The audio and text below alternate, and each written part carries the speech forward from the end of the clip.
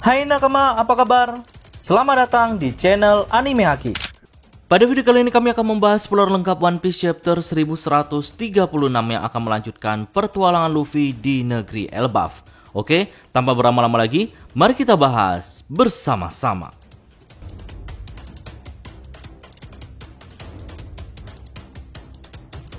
Judul pada chapter kali ini yaitu Negeri yang Menunggu Matahari.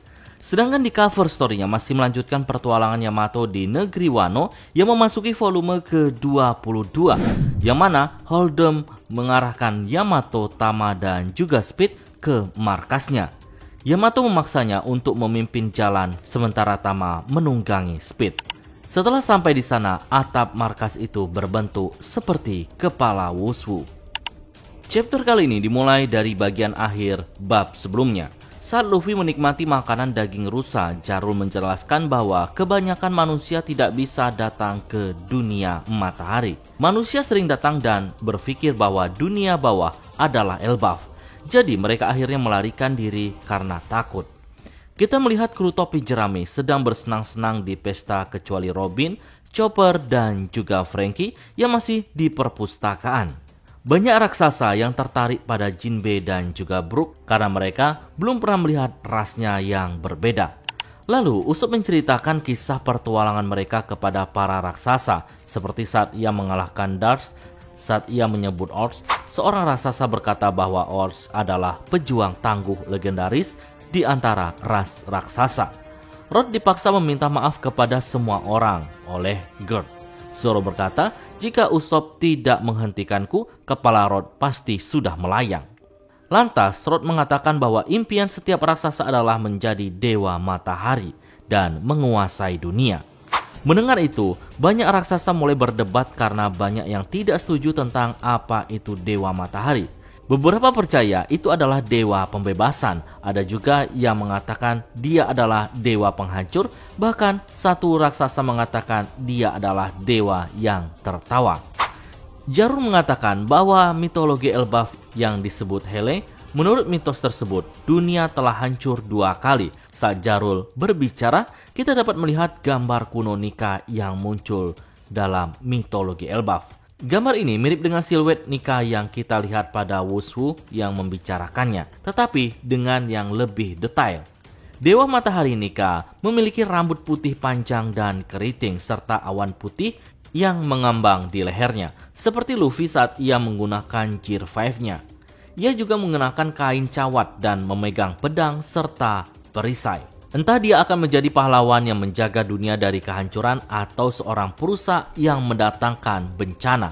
Satu hal yang pasti, dia selalu muncul ketika dunia akan berubah drastis. Dan itulah mengapa mereka yang berkuasa takut dengan kemunculan Nika. Luffy mengatakan, jadi dia adalah Nika? Dia pasti orang yang dibicarakan oleh Bonnie. Lalu Jarul melanjutkan perkataannya. Tetapi karena dia adalah dewa matahari, mereka yang mencari harapan berpaling kepadanya tanpa kecuali. Konon katanya, Nika adalah sosok berpakaian putih bersih dan diselimuti awan putih. Dan dia muncul sambil tertawa terbahak-bahak. Luffy mengatakan itu pasti yang dimaksud semua orang saat mereka bilang aku sangat mirip. Tapi aku tidak ada hubungannya dengan dewa itu.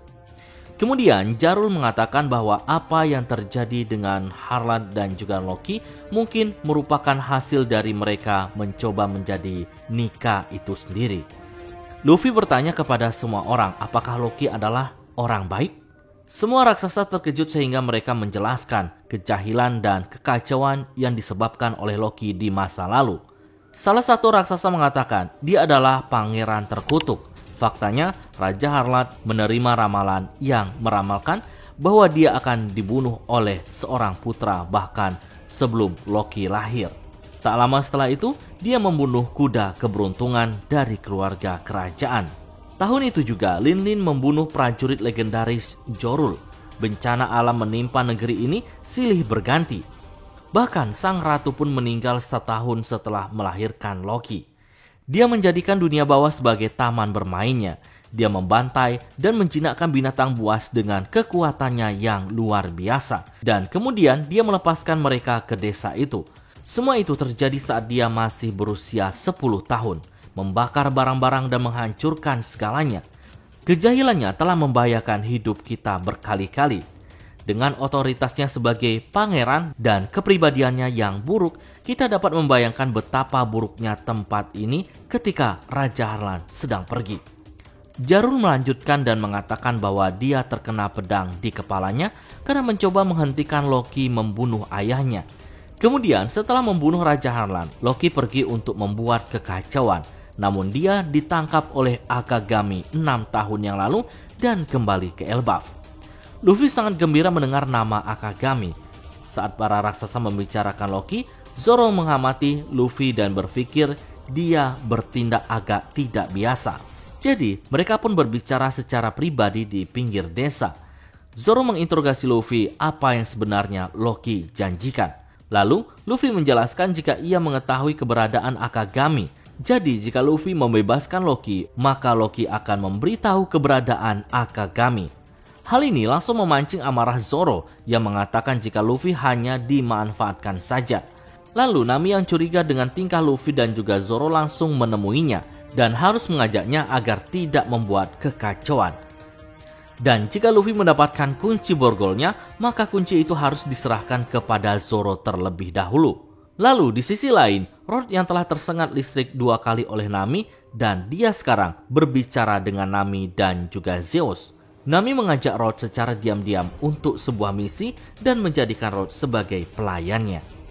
Bagi nakama yang mau kaos One Piece dengan kualitas bagus dan sedang mengadakan promo besar-besaran dari harga 79.000 kini hanya tinggal 37.000 saja. Yang minat, link promonya kami sisipkan di kolom komentar. Cerita beralih ke dunia bawah di mana 2 orang berjubah datang untuk bertemu dengan Loki. Mereka datang untuk merekrut Loki untuk bergabung dengan Kesatria Suci. Loki tertawa dan menolaknya, mengatakan dia tidak ingin menjadi sampah. Kemudian dia bertanya apakah mereka berdua adalah Tenri Yubito, tetapi mereka tidak mengatakan apa-apa. Wanita itu melepas jubahnya dan kita bisa melihat wujud lengkapnya. Dia bernama Gunko dan dia adalah anggota Kesatria Suci. Dan kita dapat melihat kekuatan Gunko. Dia mengubah blazer lengan panjangnya menjadi sebuah perban dengan bentuk panah yang dapat dikendalikan sesuka hatinya. Yang mana ia akan menghabisi Loki, namun seekor serigala raksasa muncul dari belakang mereka. Lantas Gunko menggunakan perbannya untuk melilitkannya di leher serigala. Kemudian dia menggantungkan serigala di udara sementara Loki berteriak meminta temannya untuk dilepaskan. Pada halaman terakhir pada chapter ini, Loki menatap dengan penuh tantangan di saat serigala itu tercekik. Lalu Loki berkata, "Jadi ini kesepakatan yang ingin kau buat? Baiklah, itu adalah nasibmu yang menyedihkan temanku. Beristirahatlah dengan tenang, tentu saja akan ada kemarahan dan kesedihan. Tapi seorang pejuang tidak akan kehilangan kenangannya saat menghadapi kematian. Aku akan menelan kemarahan ini dan menghancurkan dunia." Oke, sekian dulu spoiler kali ini. Nantikan pembahasan menarik lainnya pada video selanjutnya.